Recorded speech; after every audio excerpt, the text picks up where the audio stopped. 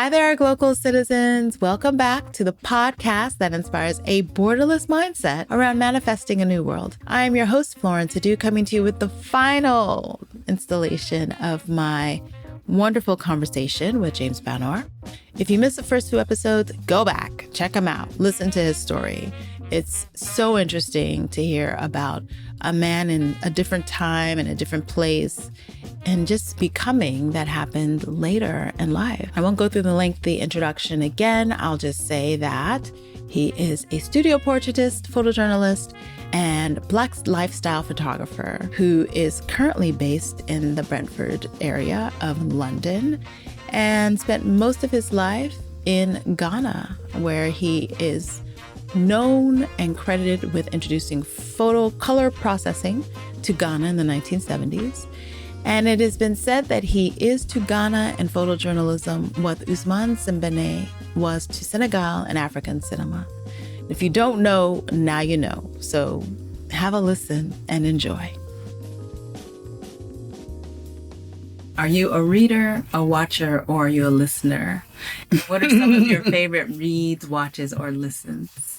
You know, American Got Talent and Britain Got Talent. Okay. Because when I'm finding, seeing unusual things happening, people doing unusual, I like entertainment, yes. Yes. But when I see children doing wonderful things and some old people who are past that time, but they are doing something. Yeah. I really, and that's where you see it. Yeah. That's where you see it. Yeah, the talent show. I like this in TV, watching entertainment. I like to study, but I would like to have a habit of reading, but I haven't got it. Because you can get everything from reading. Yeah. It's only now that you even got audio, yes. Yeah. But if you read, fine, you get everything. You get a picture, you get this, but because of my struggle to acquire information in my photography and nobody to assist, I had to leave books a bit. Right, and focus on the work. Yeah. So one last question, or second to last question. What was one of your most prized moments in photography? Many. I met Nkrumah more than once, but each one was meaningful. Yes. Okay. Each one was, I don't know, right from the first time before independence, I took somebody called Oko Kolomashi. Oko Kolomashi. He made the Kolomashi rhythm that and he had a band. And Accra, he was number 1. And he was wrapped in CPP dress and went to Nkrumah to owe his allegiance. I stand by you, so all people who are following me will follow you, or something like that. And how I heard of it, I don't know, but meeting Nkrumah in his house, like that, private house, right, for the first time, and taking in the book. Which one? You haven't seen my book. Ever Young? No. There have been 3 more after that. Yes. All right. That bring it. Let's see. I'll show you something. The orange one? No. The big one. There's a big one Stories. there. Stories, yes. This was the color test. Yes. That's one of them. I took 2. There's a picture, I think it must be in the beginning somewhere. That's one picture of something. Look at it. No. This one. What date is this? 1950. June 6th of September, 1950. September. Yeah. October. Then next month, the graphic came out. Oh, that was that graphic card. Okay. Yes, it is my labor card. Yes, your labor card. And it was done I was working in the lab when they called me and they did it. Okay. Later, they filled this and processed. Okay. You see, you can see. Yeah. A young Uncle Jim. This is, I was photographing. No, I think it wasn't that, but this was a pillar covered by mirrors. in the shop. Okay. You know, in Accra, near the post office somewhere. Yeah. This was in the center of the shop. Oh, okay. So this one leaning against the counter and looking at me. There's a line, and there's a line where the other person is. Yes, they're kind of behind. This is a picture of me photographing myself. Nice. And I've forgotten all about this when this book was published. You know, so there are more things that have not been. Yes. I think, yes, this exhibition, they came across some pictures that I took a trip to Niger, you know, and the pictures, and they said, you know, what do I say about it? I said, this, don't touch it at all. It should come on its own. Oh, okay. You know, not one or two pictures that because there's a whole different story there. Yes. And they weren't perfectly good, but the story. Yes. And the surroundings and what I have to say about the people I met, why I went there, and what I suffered or what is, and nobody has seen it. Even you haven't seen it for a long time either. For a long time. When I was leaving, the negatives were there and so on, and so I asked that they were sent to me. So the negatives were sent to me, and I lived here for 10 years. No, 10 years. Yeah, you were here for almost 10 years in the 60s. 60 to 69. Yeah, 10 years. I took it back, and I don't know when. I never printed them because they were not used at all, and I've got them still. And they were found together. Yes, they said, you know, what do you... I said, don't touch it. Don't touch it. Sometimes when I want to print and use them individually, the quality of the pictures don't say do it. Right, they don't. But now, as a story, a Ghanaian photographer making a trip to live in Niger for a week, you know, the lorries load and go there, take their passengers there, and then they get more passengers and bring them back. And I was on the time of the lorries because the drivers gave me the chance to travel. They came and took passport, driving license, and they said, "Oh, this is what we do." I said, "I would like to go there." You know, so all right, when we are going, we'll let you know. Yes. Wow. Oh, it's so many stories. Yes, so many stories. But this is not what I used. It wasn't what I wanted to show you. Okay. Let's see. Was it in Nkrumah or a Rawlings? Now, this is a picture I was taking. Who is that? Roy Ankra, the boxer. Ah, yes. This is Roy Ankra, who won, you know, Commonwealth title. And I was doing this for drum. And Nkrumah sent his driver to his house to pick him, to tell him the old man wants him. Okay. All right. I happened to be there. I said, please, when you do it and you pick him at 12 o'clock, I'll be waiting at my studio for you. Yeah. That's how I got the chance to go there and photo. You know, when Nkrumah was talking to him, together, that we took a picture together. Yeah. You know that. Yes. Otherwise, I wouldn't have got it. Right. Serendipity, I guess. So the stories are many. And that is one of my best pictures because here, if you said, do you know Nkrumah? Yes or no, this is my picture with him on the same sofa. Sure. That's him, that's Rankra's wife, and that's me sitting on the corner. Yeah. Lovely. Yeah, this is... Drum. Read it. Okay, so... I don't know, there should be more than 2 or 3 letters between, but... Yes, so this is Jim. I should try... London first. Yes. Peterborough, London. You should try London first. Yes. Remember, competition for jobs is much hotter in England than in Accra, so you must rely on your own initiative. However, if you are stuck, my sister Cecile will endeavor to get you fixed up in Peterborough. I should try the metropolis first. Make quite sure that you arrange with your studio in Accra for sound business footing. or you will regret it till later. That was the letter you mentioned. Yeah, they were very, and it's on drum letterhead. Yes, you see the subjects, Yes. and you should see the relationship between me and people. Yeah. That's my boss. Yes. J.R.A. Yeah, Bailey. Bailey. He was Jim Bailey, and the PRO, Government Public Relations Officer, Jim Mogzin, and me, Jim Barnor. Okay. The three Jims.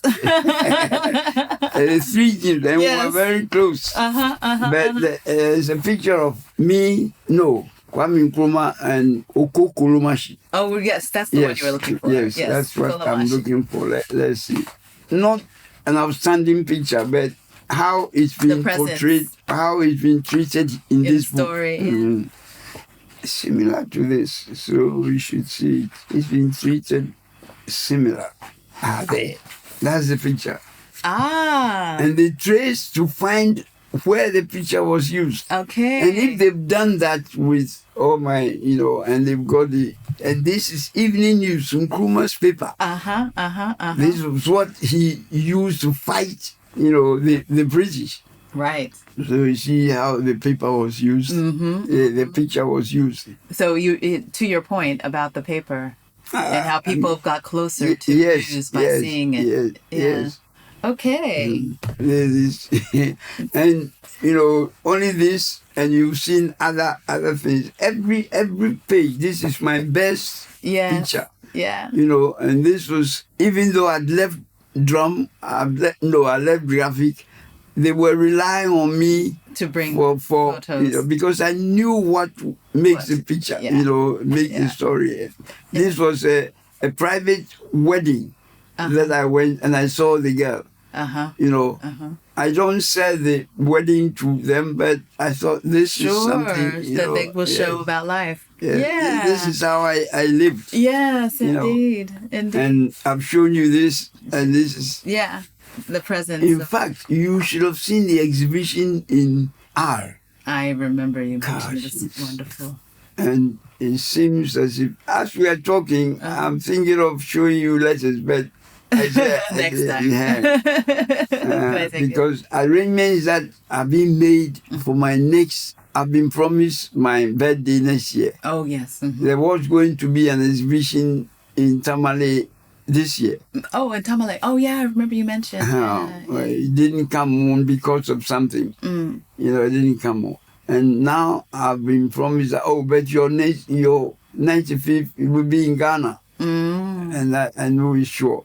So I've started telling people. I told Clementine. So they are planning the thing to coincide with that. Yes. Okay. Yeah. And it seems as if they are getting the R book to be involved. Oh, that would be wonderful. 80 years, 90 years. And I'm doing this. Always a class apart. Yeah. When I was doing photography, this is something else. I didn't have a competitor. Right. Not that I know more than anybody. Right. But there just wasn't a lot. I mean, there were of my age and so on, but I was a class apart, doing portrait photography and press. Reliably. I wasn't being funded by anybody. I was young, and I didn't have money. But everything worked out. Yes, everything working well. And then how things, anywhere I went, when I went to live in Tunbridge Wells and drive to Edenbridge, I was a member of the Overseas Club. After that, I've got a picture, that has been acclaimed. That picture is here as well. Okay. And I used to invite Ghanaians from London to come and see what it is like to live as a person in the country. Okay. When we are doing things, even I think one of these, we used to go walking every weekend, rain or shine. And we also used to have one night where we meet in a hall and show slides or get lectures or do something. So we met twice in a week. And I was, overseas people, girls, OPA girls, people who are learning English and so on. Oh, yes. But I was like an English... Yeah, you were like the anchor. Yeah. I can't be somewhere and hide. Yeah. Yeah.